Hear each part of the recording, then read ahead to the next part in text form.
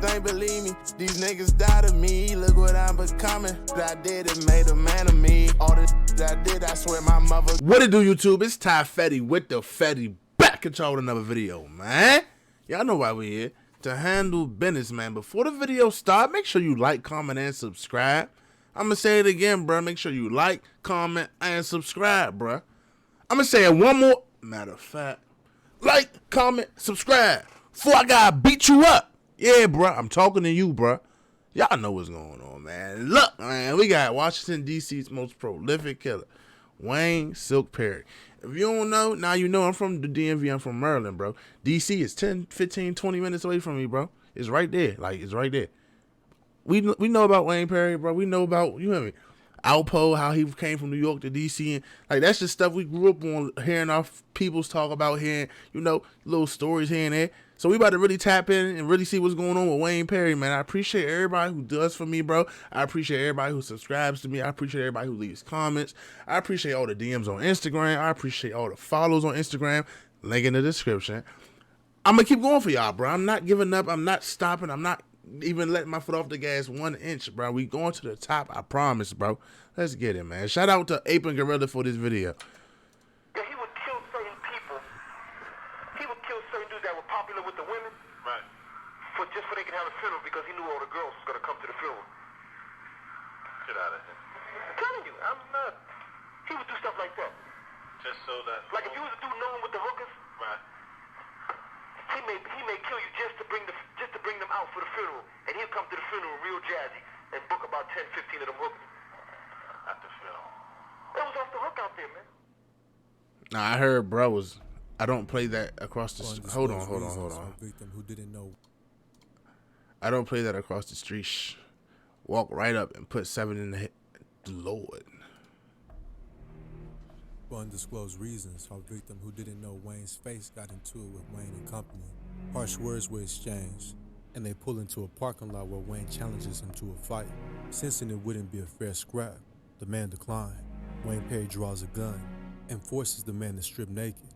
After the indignifying act, Wayne shoots the man in the backside, making him limp away in agony. Wayne and company all break out laughing in this late night show of crack-era sadism. No one knows if they finished the man off or not. Safe to assume he did, and all for a quick laugh, casual crack-era violence, and just another night in the life of DC's Grim Reaper. Before the name drops and rap lore, to friends, he was Silk, a smooth dresser and a ladies' man. To DC, he was the Grim Reaper, and to America, he was the Michael Jordan of murder. Man. How did DC's most feared menace go under the radar for years? Wayne Perry might. Hey, I ain't gonna lie. The Michael Jordan of murder is a crazy name, bro. That's crazy. Be America's least documented serial killer, and often a side character in the Alpo Martinez story. Sadistic, quiet, and known for the kind of savagery that would make you wince. In the early 90s, Wayne Perry and company would drive around their stomping grounds in Southwest DC.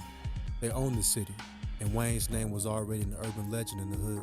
His name was discussed quietly and never to the cops. But what's the story of America's most unrecognized killer? Born in the projects of Southwest DC in November of 1962, a far cry from archetypal DC, at least the one you have pictured in your head. As a boy, Wayne spent a lot of time in Georgia, where people called him boy a lot and would fight often, molding him into a quick-tempered young dude and acclimatizing young Wayne with violence. Back in DC, a young Wayne ran a crew of thugs who would steal purses from middle-aged women. His home life wasn't any better. His cousin was a credit card fraudster and encouraged him to stay in the streets. The same cousin would go on to coax him to committing his first murder. As the story goes, Wayne's cousin wanted a man dead, a partner that had double-crossed him to be exact. The plan was Wayne would do the job because the target would never suspect the kid. Wayne was surprisingly eager to do the hit, not to prove himself. I heard this story before. But just to kill someone. All Wayne asked in exchange was that if he could keep the gun, he wanted it to scare local kids and gain respect from his crew. In his hood, fear was power, and Wayne already understood this well. On the day of the hit, Wayne met up with his target, struck up a conversation, and asked for some ice cream. To get said ice cream, they had to go in a building, then down some stairs. Minutes later, the target had 3 shots in the back of his head, and Wayne took off running the way he came. Now sprinting away from the scene, Wayne noticed something odd. The shells were still in the gun. He got home crying like the plan had failed. In a panic, his cousin asked what happened. Wayne showed him the gun. If you don't know about the shells were still in the chamber. Yeah, I got it. If you don't know about the revolvers, you know, man. I don't care how they look. I don't care. Hey, the shells don't leave that joint. The cartridge is gonna stay in there after you blow that joint, bruh. That's why people spin with 38s and revolvers, bruh. It's no paper trail. Just the FYI. If you ain't know, now you know. Little Ty Fetty tip of the day. Now, by design, 22 revolver shells don't hit the ground. But a 14-year-old Wayne had no clue. He wasn't sad that he took a life. He was sad he didn't empty the whole clip. A monster at 14 and only getting started. On the streets, Wayne had graduated to hustling gamblers using sets of rigged dice and cards. He also grew an affinity for baseball bats and guns. Outside his love for the streets, Wayne's first passion was sports. At 6'3", Wayne went to Washington High School and made the baseball team, something he genuinely enjoyed until he was kicked off for beating the coach's head in with a baseball bat. Not long after, Wayne was banned from every public school in D.C. for shooting a hall monitor during a school riot. Wayne says he didn't do it, but everyone else says it was him, a precursor for his lifelong disdain for rats. To get his GED, Wayne would be sent to an alternative school. Now at home with similar rowdy teens, more his crowd. Not long until his stay there, one of the teens threatened to smack Wayne and take his chain. A mortal sin and the ultimate violation in the hood. Not the victim type. Wayne got himself a gun, stalked his victim, and gunned him down one day in 78. Wayne got his taste for killing again and jumped off the porch for good this time. Fully immersed in the streets now, Wayne took up bank robbery and sticking up drug dens. Wayne had the skill set for this line of work, intimidating and fearless. Apparently, Wayne was too good at his job. His crew took his gun because he was too trigger happy. I be hearing stories like this, right? And I just wonder how it went back then. Nowadays, you know, we got social media, bro. We know where somebody could be at. We know where somebody was just last at. We know if somebody want to go self-incriminate themselves on Instagram Live or Facebook Live, they can go do that. Back in these days, in the 70s, 80s, 90s, it wasn't none of that, bro. Like, you did what you did, and if you, like, somebody find out if they seen it or you told them. It's that simple. Like, I wonder really how that went, bro. How did they carry situations? How did they even carry situations with girls? Because nowadays, a girl might not even want to do nothing with you because she's scared that you might try to sneak record her, or you feel me? Somebody might see y'all out and record her again. Back then, bro, them women could cheat all they want. Unless you seen it with your own two, is no evidence. I just wonder how situations went back then, bro, with no cell phones, no social media, no nothing, bro. Like, was life more peaceful, like, to the regular person, like, head, like, brain-wise? Like, was you more at peace? Or, like, I mean, of course they didn't know how cell phones would evolve and this, that, and the other, so they was living regular life. But I'm saying, though,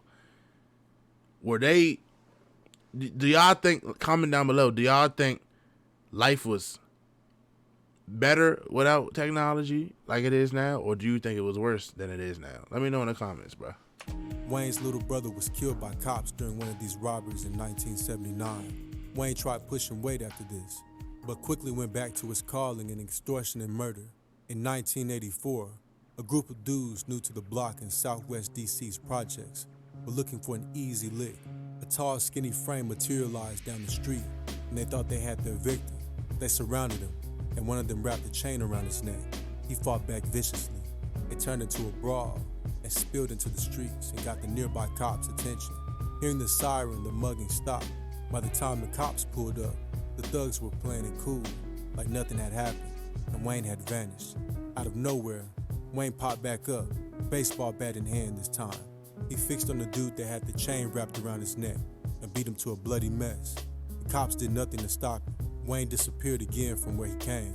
Weeks later, his mother convinced him to turn himself in. Since he was attacked first, he was sentenced to 3 years on manslaughter. DC is a small town, and word gets around fast. So the legend of the DC Grim Reaper grew and held till he got out of jail. In the meantime, DC could breathe for a while, but only while he was gone. This shit feel like a real live movie. When he got out, It's alright. Wayne's name still held weight. He attracted a crew of similar trigger-happy types. DC was awash with crack flooding from New York and had a huge market of fiends to sling to. Even the mayor was on crack once. But more than anything, the violence in DC's drug game set it apart from other cities. Even reputed gangsters refused to set up here. DC had a reputation for wiping out dealers with high prices. This was the hostility Wayne Perry thrived in. Wayne Perry was built for this life. Hundreds of murders were going unaccounted for, and DC was America's murder capital. Wayne became reputed for robbery, kidnapping, and extortion. He would extort thousands from just about anyone. No one was safe. Wayne turned his attention to killing crack dealers as a contract killer, and the murder rate spiked in '87. It turned out to be a lot more lucrative than extortion. He would go after other feared killers, if the price was right too, and distinctly to make a statement That's he crazy. wasn't scared to kill in front of other witnesses either. When people found out Wayne had killed someone, they knew they were too afraid to do anything. The DC Grim Reaper became untouchable in the hood, and untouchable by cops too. There was never any evidence and no one ever saw anything. Wayne didn't have an ounce of morality, but there's nothing he hated more than snitches. Only men of loyalty, integrity, and willingness to kill had Wayne's respect. As his legend grew, dealers would avoid driving in flashy cars just to stay off Wayne's radar. Anyone in the drug game knew who Perry was, and not to mess with him. Wayne was a bona fide killer by now, and had the whole city shook. Wayne understood that public displays of violence command fear like nothing else. But what he operated on was power. His source of what he did was power. So if I kill you in front of all these guys, everybody here right now is scared of me, right? And then I rock you to sleep by smiling at you and telling you all this good stuff and all this and that and the other thing. 2 weeks from now, I'll kill you. And you're scared and you're scared, right?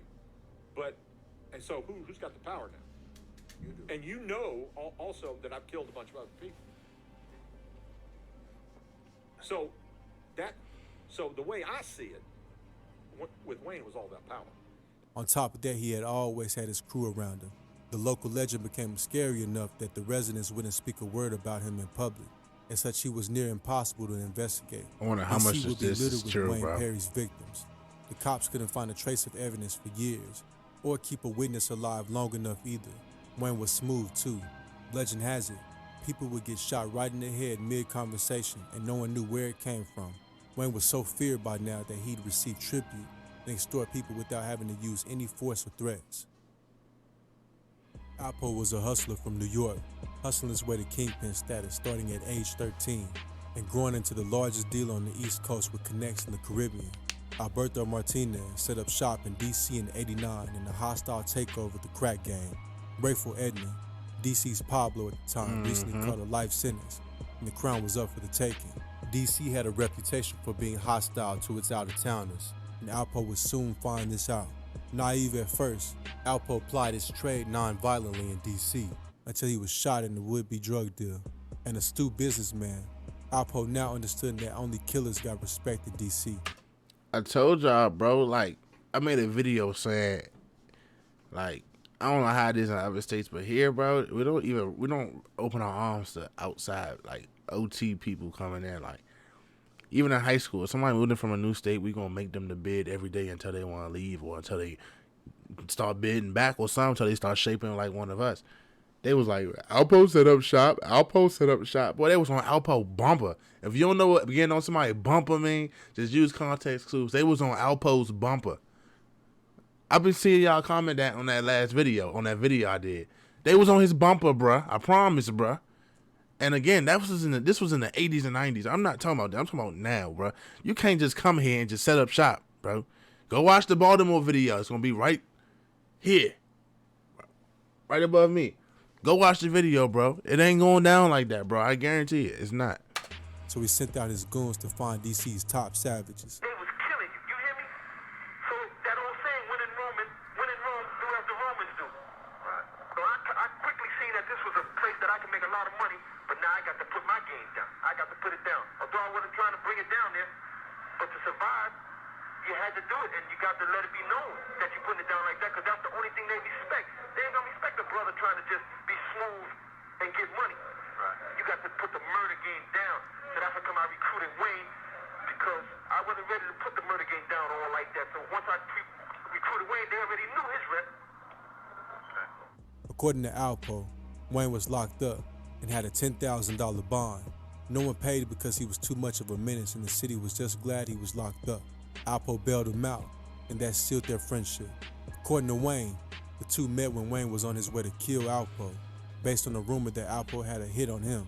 Lucky for Alpo, before Wayne could trace him, a friend convinced him the rumor was fake. Whoever spread the rumor was killed. Alpo and Wayne later met and struck up a bond that would turn up the violence in D.C. Wayne became Alpo's personal hitman in exchange for cash or bricks of coke.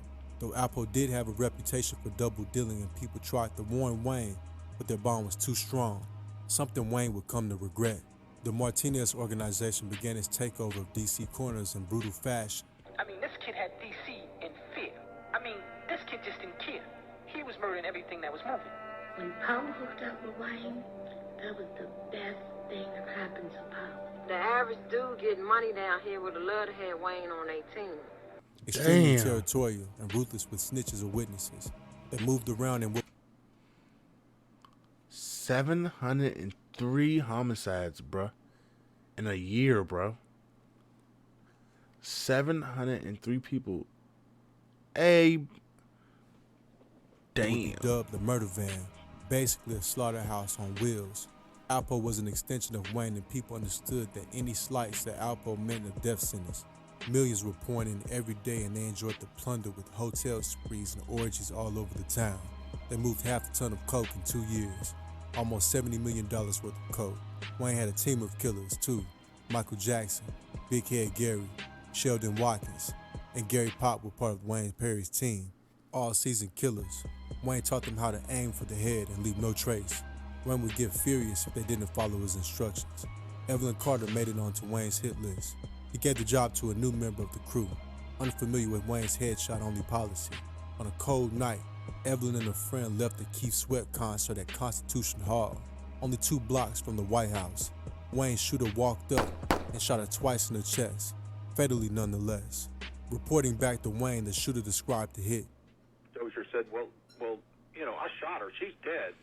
He says, but you didn't see her die. You didn't see her, you didn't put a bullet in her head. And he goes, well, no. And Perry got angry and upset with him and started yelling at him. He says, you can't kill anybody unless you shoot him in the head. And he walked up to a man, just a bystander, who they had no connection with, who happened to be talking on a public telephone, and just shot him in the head and said, this is how you kill somebody. Wayne's final years on the street were marred with increasing paranoia. Hey, he would return to the scene of his own murder shortly after the cops to see if he had to kill witnesses too, and anyone asking any personal questions was a cop. When Alpo went down, Wayne trusted him so much that he had him protected in jail. But before being Wayne's friend, partner, or anything else, Alpo was a businessman, so he had already made a business decision, was ready to rat on Wayne or face a death sentence himself. From a jail phone, Alpo had one of Wayne's killers move the murder van with the pretense of hiding it. This was really a setup for the feds to find the van and get incriminating evidence against Wayne. They found multiple blood stains and brain matter from different victims in the van. By '91, the feds had built a strong enough case against Wayne, and for once they managed to keep a witness alive too. Wayne was picked up on a humble charge not long after. He was charged with 8 murders between '89 and '91, a time when D.C. was America's murder capital. The most unexpected candidate for this title. Wayne himself stuck to his code and never snitched on anyone. He dodged the death penalty by pleading guilty on all counts. Wayne admitted to 100 murders during an interview, and was even cellmates with John Gotti at one point. Currently, he's locked up in ADX Florence with America's top savages, where he spends 23.5 hours in a cage. He is converted to Islam and is now Nkosi Shaka Zulu El. That's the story of America's top undocumented. Dang. Hey, bruh. If y'all like this video, bro, and y'all want me to do more videos like this about, like, just not famous people that we already know, like, just real street, you feel me? Let me know in the comments. Drop a like, bro. This video was like that, bruh. Bruh. I ain't know Wayne, like, I knew Wayne, like, we know, like, especially growing up here, we knew Wayne Perry. We knew what he was known for, and the whole Alpo thing, and the whole, that's based off Paid in Full. We understand that. I ain't know it like this, like, what he was saying to his people, how, like, damn. bro. Like, and then, dang, bro, if y'all want me to do an Alpo story, bro, tell me in the comments, bro. Drop a like, man. I might do Alpo next, man, because this was fire, man. This Ty Fetty with the Fetty, man. Make sure y'all stay smart, stay dangerous. I'm going to catch y'all next time. I'm gone.